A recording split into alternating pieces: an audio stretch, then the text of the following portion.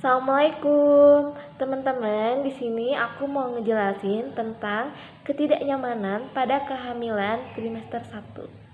Nah, sebenarnya bukan hanya trimester 1 aja, tapi ada trimester 1, 2, dan 3. Tapi di sini kita mau ngebahas tentang ketidaknyamanan pada kehamilan trimester 1. Sebelum masuk pembahasan, di sini aku mau ngejelasin nih. Pasti di antara kalian ada yang belum tahu kan apa yang dimaksud dengan trimester 1, 2, dan 3. Nah, trimester 1 adalah usia kehamilan dari 1 bulan sampai 3 bulan. Nah, kalau trimester 2 dari usia 4 bulan sampai 6 bulan. Dan trimester 3 adalah usia kehamilan dari 7 bulan sampai akhir kehamilan. Nah, karena kita mau ngebahas ketidaknyamanan pada kehamilan trimester 1, berarti dari usia 1 bulan sampai 3 bulan. Nah, sekarang kita mulai masuk pada pembahasannya ya. Yang pertama adalah perubahan pada trimester 1 yang terdiri dari mual muntah, ludah berlebih, dan rasa tidak enak pada mulut. Hayo, siapa yang mengalami ketiga ini? Nah, kalau kalian mengalami 3 gejala yang tadi, kalian bisa melakukan ini di rumah. Yang pertama kita bahas untuk mual muntah. Kalau mual muntah, kalian boleh makan sedikit tapi sering. Kita ambil contoh, kita makan 2 jam sekali dengan makan takaran 2 sendok, itu tidak apa-apa. Dan boleh dibantu dengan air kelapa, itu jauh lebih baik. Terus yang kedua adalah ludah berlebih dan rasa tidak enak pada mulut. Nah, kalian bisa coba untuk minum air hangat untuk masalah itu. Gimana? Yang itu udah mulai pada ngerti belum? Kalian bisa coba terapin dulu itu yang di rumah. Tapi ingat, enggak semua ibu hamil mengalami mual muntah, ludah berlebih, dan rasa tidak enak pada mulut. Ini hanya ada beberapa. Sekarang kita bahas yang kedua. Yang kedua adalah keputihan. Nah, siapa di antara kalian yang mengalami keputihan? Kalian gak usah panik dulu. Kenapa bisa keputihan? Karena ada peningkatan hormon atau perubahan hormon estrogen. Itu masuknya fisiologis atau masih normal. Tapi lihat dulu keputihan kalian itu warnanya apa dan ada berbau atau tidak. Nah, kalau yang normal itu adalah warnanya jernih atau bening dan tidak berbau. Untuk masalah keputihan kita bisa bahas di lain waktu. Nah, gimana nih kalau misalnya di antara kalian ada yang keputihan?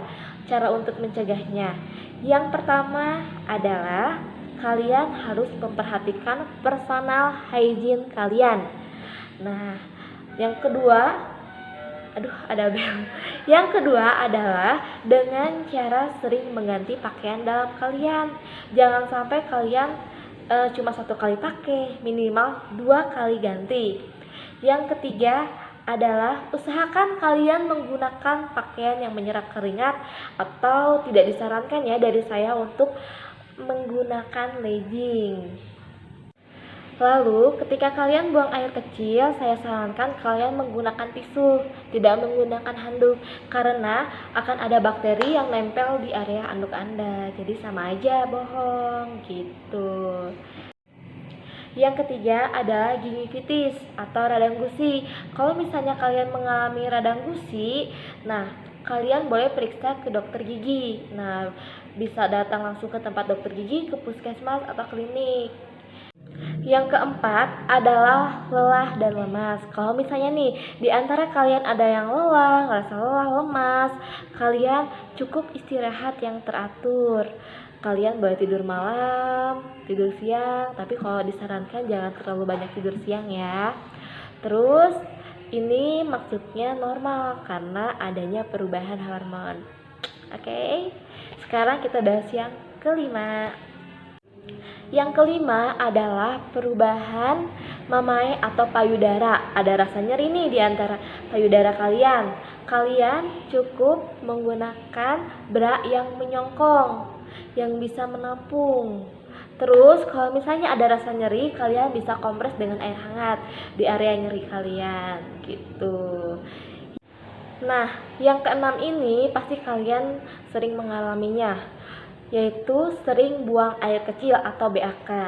Nah, ini masuknya fisiologis atau normal karena ada pembesaran uterus atau rahim menyesuaikan dengan kehamilan lalu menekan kandung kemih. Jadi nih, semakin membesarnya bayi, jadi semakin menekan ke kandung kemih gitu. Jadi kenapa kalian suka pipis? Karena itu gitu. Nah, gimana nih cara mencegahnya? Kalian cukup kurangin minuman kopi, teh di malam hari. Jadi kopi teh harus dikurangin di malam hari ya. Kalian tetap harus banyak minum air putih, minimal 8 gelas sehari. Gak boleh kurang, kalau lebih boleh. Nah, mungkin sekian penjelasan dari saya. Mungkin ini dapat membantu kalian yang sedang mengalami masa-masa di trimester 1. Mungkin ada perubahan, kayak perubahan trimester 1, keputihan, radang gusi, sering BAK, lelah, lemas. Ini semoga dapat membantu kalian. Nah, selanjutnya kita akan membahas ketidaknyamanan pada kehamilan trimester 2 dan 3. Sama saya mau gabungin. Kalian jangan lupa like, comment, share, and subscribe. Dadah.